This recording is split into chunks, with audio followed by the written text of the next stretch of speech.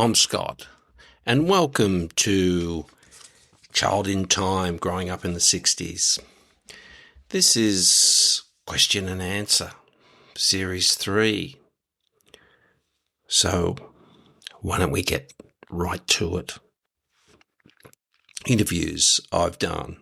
Those of you who haven't listened, it's a series of, I think it's 9 interviews with various people, a submariner, a drug and alcohol counsellor, an ex-highway patrolman, a DJ, a quiz show champion, various other people that I just found interesting. And I've had very good feedback on all that. And the questions I get is, are there going to be some more interviews? And, well, I really don't know, because it's very, very different to what I'm doing now, which is just one man talking into a microphone. I often have to travel with 2 mics, and you have to be somewhere where you don't get echo, and it's much more complicated. It's a lot more work. I enjoy doing it, but look, it remains to be seen. I do know that a lot of people have approached me and said, "Oh, I know someone you should really interview for your interviews." And that's one thing. And I've approached a few people I want to interview, and initially they've agreed, and then they've decided not to. And I can understand that, because when you do an interview, I have a worldwide audience, and also if you change your mind, once it's released, well, it's permanent. It's out there. So regarding the university, I'll just see. I'll just see if I might do some more. Okay. Now to some questions. Brett has written in with quite a few questions, so I'll get to them. Dear Scott, what date did you celebrate Christmas in the 60s?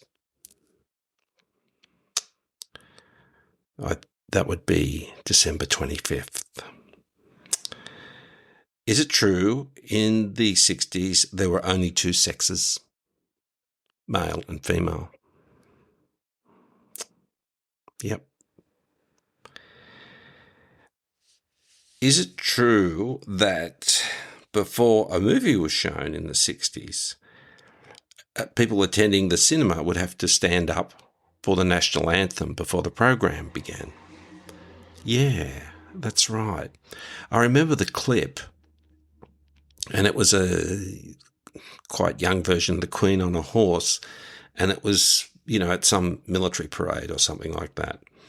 And it wasn't the whole national anthem. I think it was the first verse or something. So everyone would shuffle to their feet, and then you'd sit down again. But it sort of slowly went out of fashion, and I think by the 70s they'd dispense with it. And also he's got a question about that they used to show double features. Yeah, that's true. I mean, nowadays you go to the movies and sometimes there's these, movies can go for 3 hours or longer. And, we're supposed to be people with short attention spans, and yet movies get longer and longer. But back in the 60s, and particularly in the suburban cinemas, which have all but disappeared, say on a Saturday or something, you would have a double feature.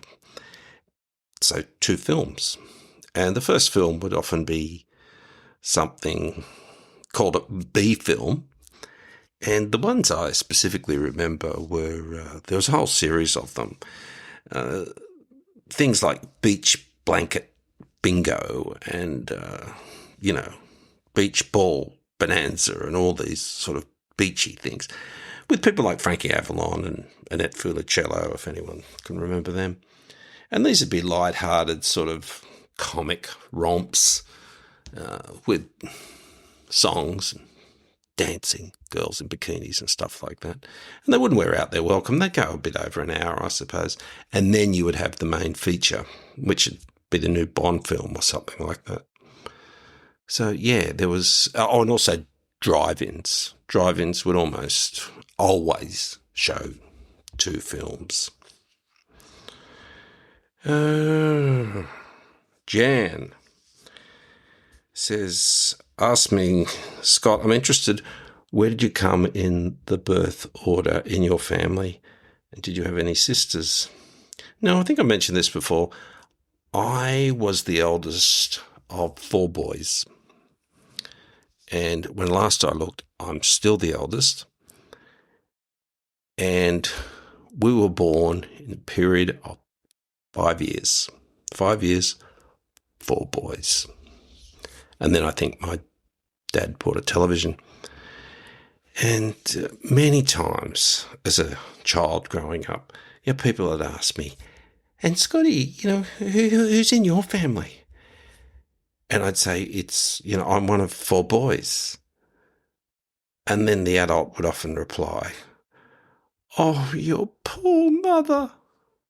And that, I couldn't really understand that. I didn't really comment. And then as I got a bit older, Scott, how many in your family? I'm one of four boys. Oh, your poor mother. Really? My understanding is that there's many women who go to bed feeling lonely. They'd like to have a man in their life. My mother lives in a house with 5 males that all love her very much. So, and if you asked her, she'd say she was blessed. Thanks for that question. Next one, what have we got here? Oh, yes, Julie says, Scott, the things you talk about mean that you are obviously an older man, but your voice sounds like that of a much younger man. My husband suspects that you have a younger voice actor who simply reads a script. No, this is my voice. And I'm fortunate in that no male in my family seems to get an old guy voice. My late father, when he was on the phone, people would be surprised when he'd say how old he was because he sounded so much younger. It was only sometimes the terminology he'd use which would give him away. But no, we just don't get that old, raspy, old guy voice. Although, I can do an old guy voice if you like. There you go. Yes, there's a family who live down the street. Oh, they're a lovely family. They're immigrants. They're from Spain, as a matter of fact. It's the mother and the father and the little boy, and I talk to them from time to time if I see them in the yard. I when I see them, I try to say mucho a lot, as much as I can, because it means a lot to them. And the other thing is the little boy there. I don't know what his name is, but he's a lovely little boy, and he's a 4-year-old.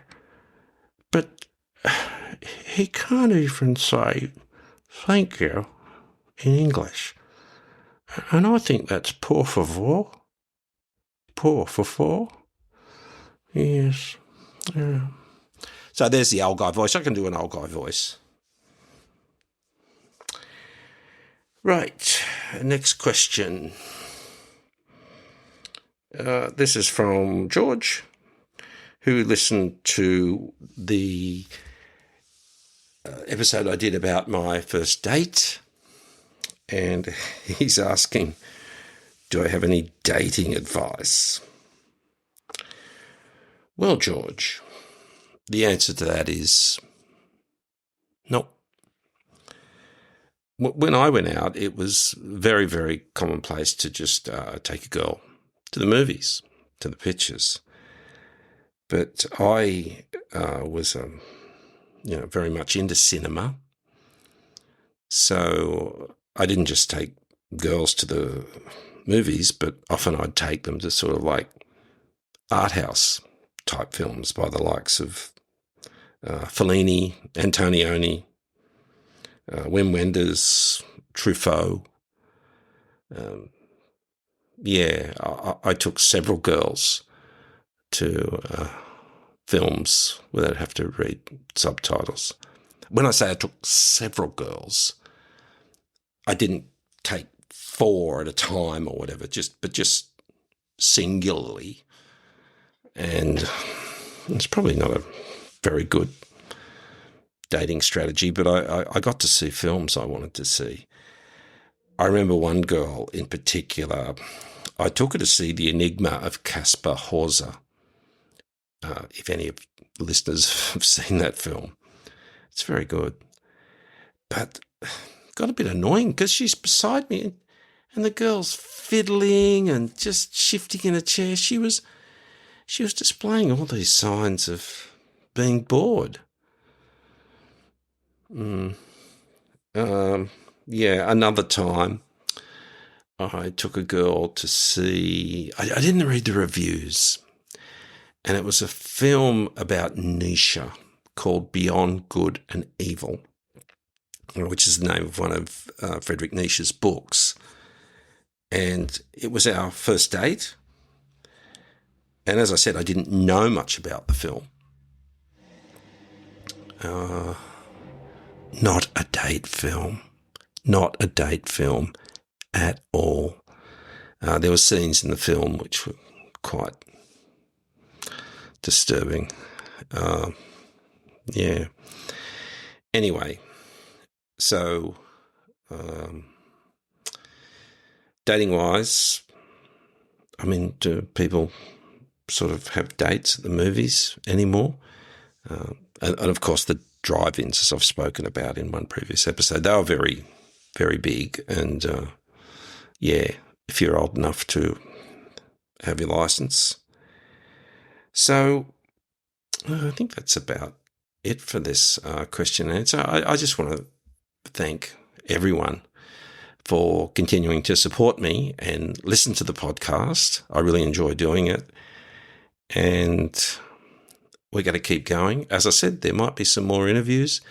If you've got any suggestions, and I will just say, if you're listening, Paul McCartney, Bruce Springsteen, Vladimir Putin, and a few others, and you know who you are, the offer still stands, okay?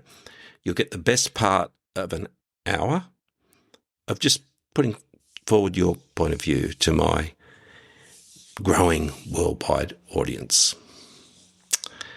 Okay, so we will talk again soon. Bye.